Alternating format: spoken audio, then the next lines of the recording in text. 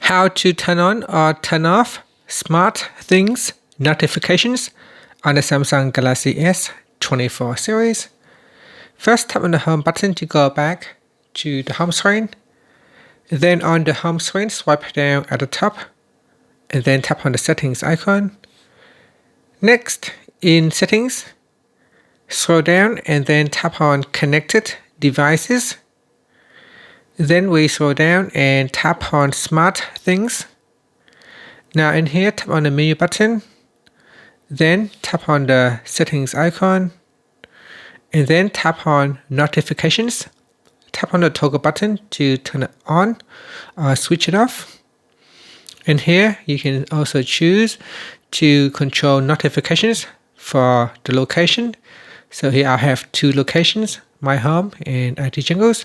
So select your location and then choose alert only when you're in this location. So turn it on or switch it off.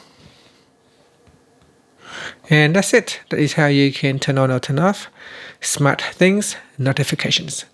Finally, tap on the back key to go back to your SmartThings homepage, or tap on the home button to go back to the home screen. Thank you for watching this video. Please like and subscribe to my channel for more videos.